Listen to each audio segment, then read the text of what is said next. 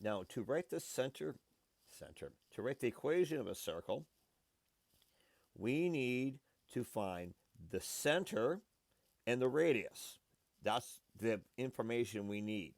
So if I've given this circle here, I'm not given either one, so I have to find those. So to find my center, I know my center is in the middle of my diameter.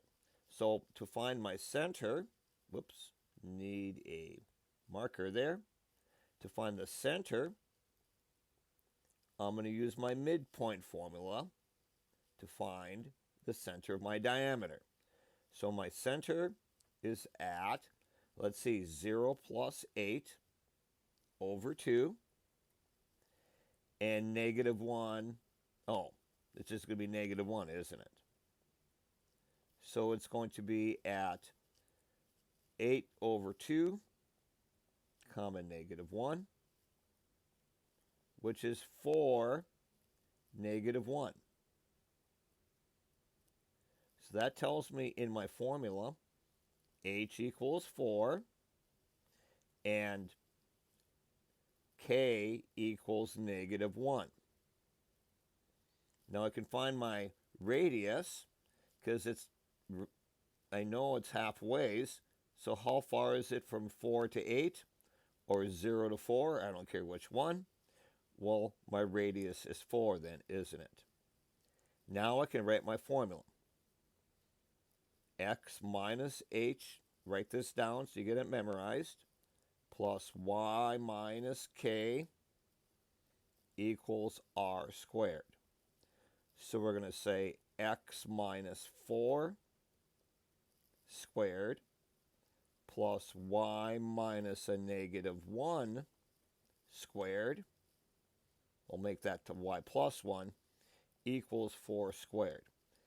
I don't want to multiply my polynomial because that gets rather long, but I can do 4 squared. I think what I'll do is I'll just erase it. So 4 squared is going to be 16. There is the equation of the circle.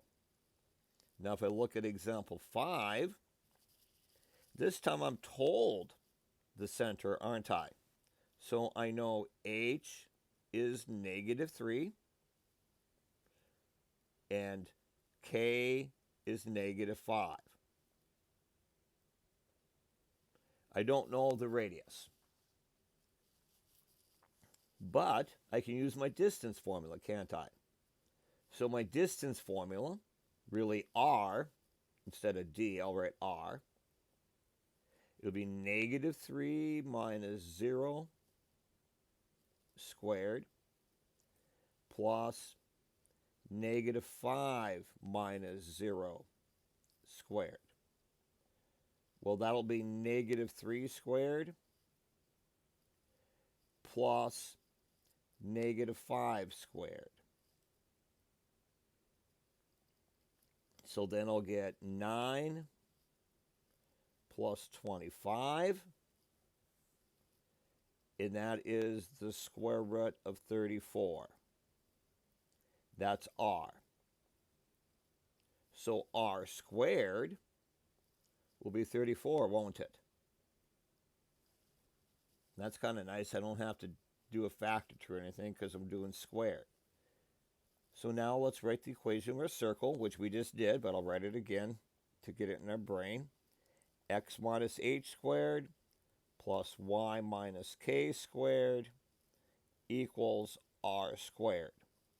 So x plus 3, because x minus a negative 3, squared, plus y plus 5 squared equals 34. And there's our answer to the equation of that circle. So you're just writing, really doing a formula. And I think I will give you the formula for this,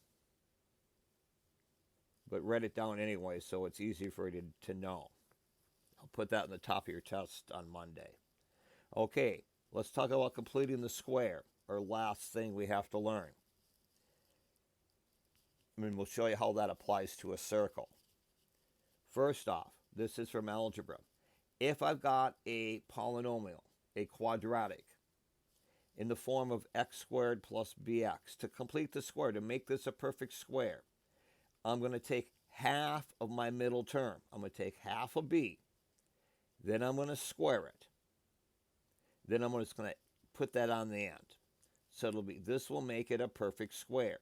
So what happens is I've got a square that has x plus b over 2 on both sides. That's what we're saying.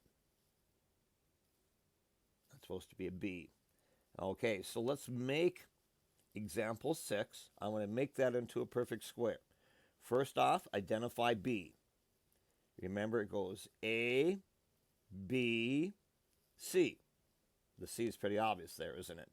So b is 8.